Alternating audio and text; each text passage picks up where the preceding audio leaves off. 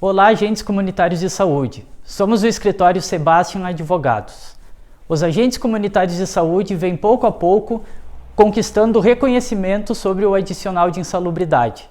Nesse vídeo veremos o avanço da legislação sobre o tema.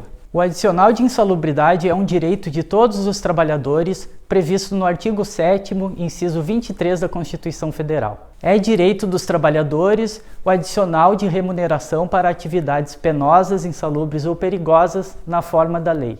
É preciso destacar aquele trecho no final que diz "na forma da lei".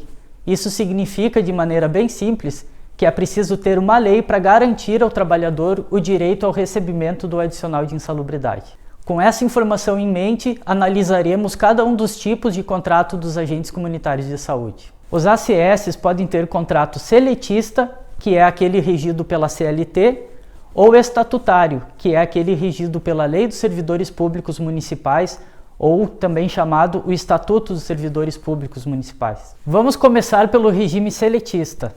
A insalubridade está prevista no artigo 189 e seguintes da CLT, que disciplinam as formas e condições para a classificação e caracterização da insalubridade. É importante destacar o artigo 192 da CLT, que fala o seguinte: o exercício do trabalho acima dos limites de tolerância estabelecidos pelo Ministério do Trabalho asseguram a percepção de adicionais de 40%, 20% ou 10%, de acordo com o grau da insalubridade, se é grau mínimo, grau médio ou grau máximo. Como se vê, condição insalubre é aquela que está acima dos limites ditos pelo Ministério do Trabalho.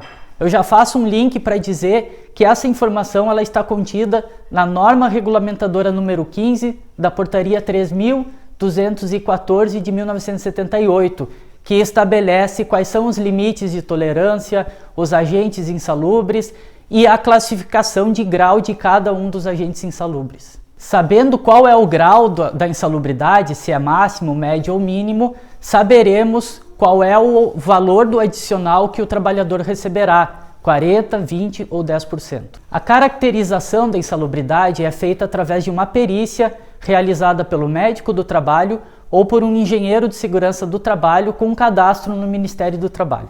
A realização dessa perícia pode ser feita mediante solicitação do empregador ou do sindicato que representa os empregados.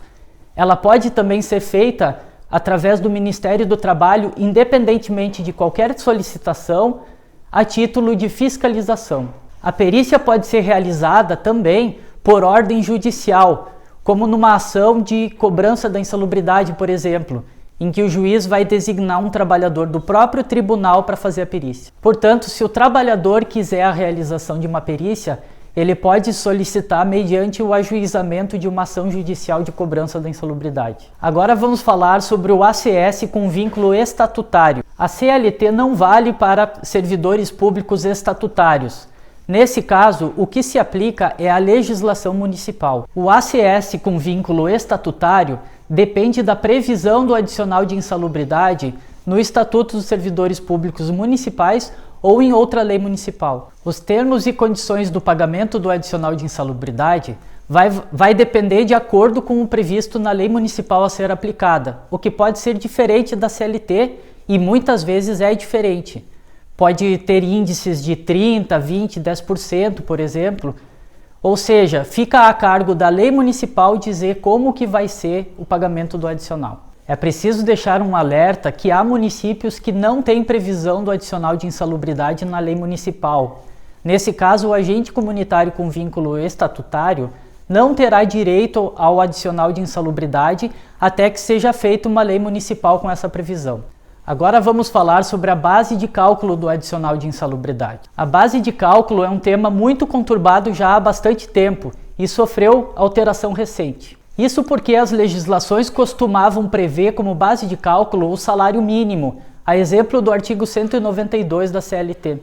Porém, o Supremo Tribunal Federal editou a súmula vinculante número 4, em 30 de abril de 2008, que passou a tratar o assunto da seguinte forma: o salário mínimo não pode ser usado como indexador de vantagem ou benefício de servidor público ou de empregado, e nem pode ser substituído por decisão judicial.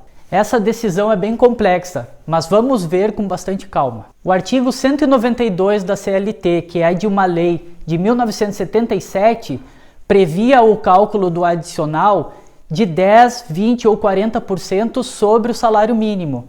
Porém, a Constituição, que é de 1988, passou a proibir o uso do salário mínimo. Então parece que o adicional de insalubridade ficou sem base de cálculo, né?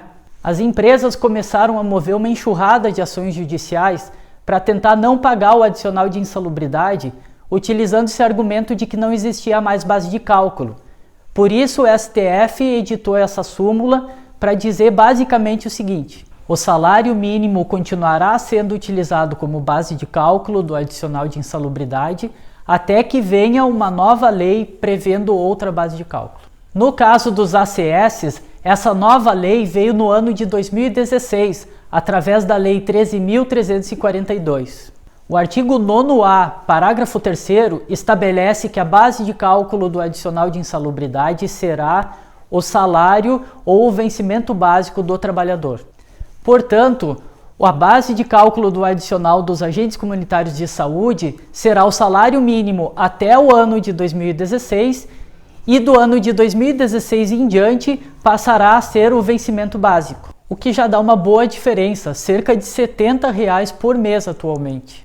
Ou seja, se o ACS ainda recebe o adicional de insalubridade com base de cálculo pelo salário mínimo, ele pode fazer a cobrança dessa diferença desde o ano de 2016.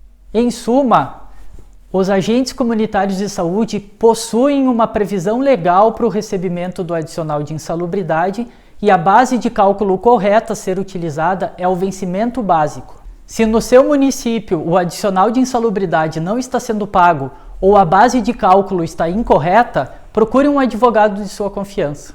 Nesse vídeo falamos sobre a previsão legal do adicional de insalubridade para os agentes comunitários de saúde, a diferença entre o caso dos seletistas e o caso dos estatutários e a base de cálculo do adicional de insalubridade.